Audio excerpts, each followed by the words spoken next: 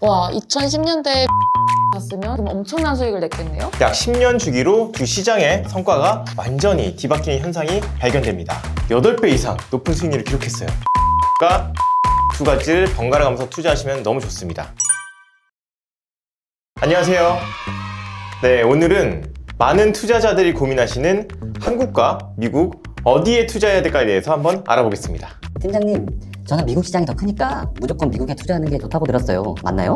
아니야, 근데 요즘은 한국이 반도체 강국이니까 한국에 투자한다고 들었는데 아닌가요?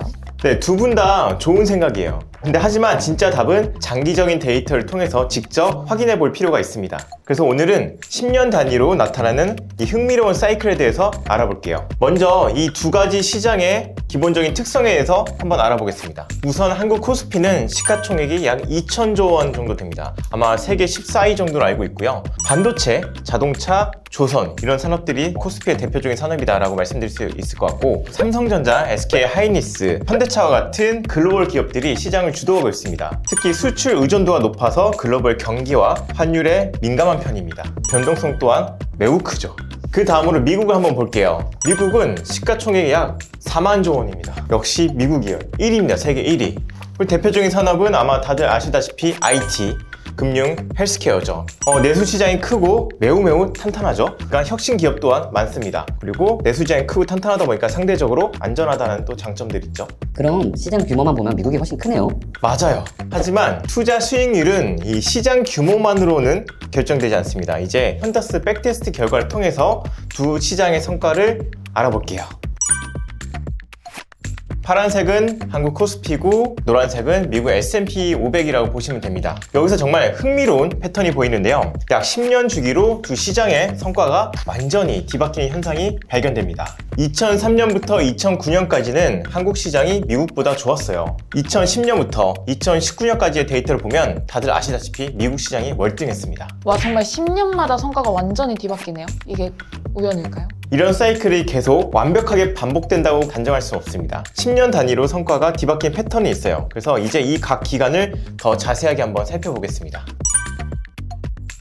2003년부터 2009년까지의 데이터를 먼저 볼게요. 한국 시장은 누적 수익률이 164.93%, 연평균 수익률은 14.95%입니다. 반면에 미국 시장은 누적 수익률이 41.54%, 연평균 수익률은 5.09%. 왜 이렇게 됐을까요? 특히 이 시기는 한국의 IT 산업이 급성장했던 시기고요. 그리고 글로벌 금융위기 이전에 신흥시장에 대한 투자가 활발했었습니다. 반면에 2010년부터 2019년까지의 수익률을 보면 상황이 완전히 달라져요. 한국 시장은 누적 수익률이 29.57%밖에 안 됩니다. 연평균 수익률을 나누면 2.64%, 거의 은행 예적금 같은 수치인 거죠. 미국 시장은 누적 수익률 무려 246%를 기록했어요. 그리고 연평균 수익률을 나누면 1년에 13.23%를 기록한 거죠. 이 기간에는 아마 다들 아시다시피 미국의 기술 기업들이 급성장했습니다. 빅테크 기업들이죠. 한국은 그렇게 크게 좋은 성과를 못 보였습니다. 그래서 미국 시장이 한국보다 8배 이상 높은 수익률을 기록했어요. 와, 2010년대에 미국 주식을 샀으면 지금 엄청난 수익을 냈겠네요? 그러면 왜 이런 10년 주기의 사이클이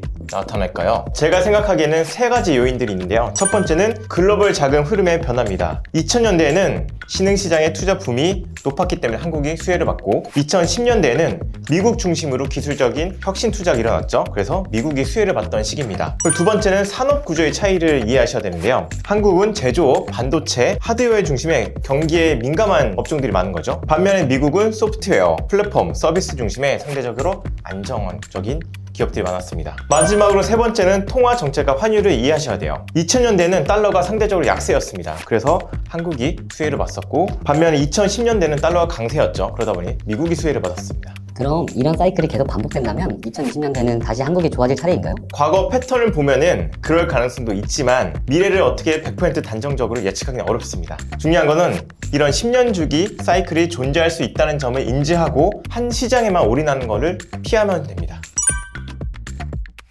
마지막으로 한국과 미국 시장에 분산 투자할 때 유용한 팁들을 알려드릴게요. 첫 번째는 ETF를 활용하는 겁니다. 한국의 코덱스 200, 타이거 200 등과 같은 ETF, 미국은 스파이, VO, VTI 이 중에서 수수료가 낮은 ETF를 선택하는 게 정말 중요해요. 두 번째는 정기적인 리밸런싱을 해줘야 된다는 겁니다. 연 1회 또는 분기별 리밸런싱을 추천드려요. 목표 비중에서 5% 이상 벗어날 때 리밸런싱 하는 것도 좋은 방법이 될 수 있습니다. 매년 1월 또는 특정 달에 정기적으로 리밸런싱 하는 습관을 들이시면 너무 좋아요. 마지막으로 세 번째는 환율 리스크를 관리해 주는 겁니다. 달러가 강세일 때랑 약세일 때가 있어요. 그럴 때 환 노출과 환해지 두 가지를 번갈아 가면서 투자하시면 너무 좋습니다. 이렇게 정기적으로 비중을 맞추면서 리밸런싱 해 나가시면은 10년 단위 사이클에도 흔들리지 않고 꾸준한 수익을 얻으실 거예요. 오늘 퀀터스 백테스트 결과를 보면은 2000년대에는 한국이 월등했고 2010년대에는 미국이 더 좋았어요. 어느 한 시장만 고집하면은 장기간 내 계좌가 녹아내릴 수 있습니다. 하지만 두 시장에 적절하게 분산 투자를 하고 주기적으로 리밸런싱 하면은 그 이전보다 훨씬 더 좋은 성과를 기록할 수 있을 거예요. 투자는 장기전입니다. 단기간에 성과에 일일비하지 마시고 분산 투자와 주기적인 리밸런싱 통해서 여러분의 투자 계좌를 계속해서 높여 나가시기 바랍니다. 감사합니다.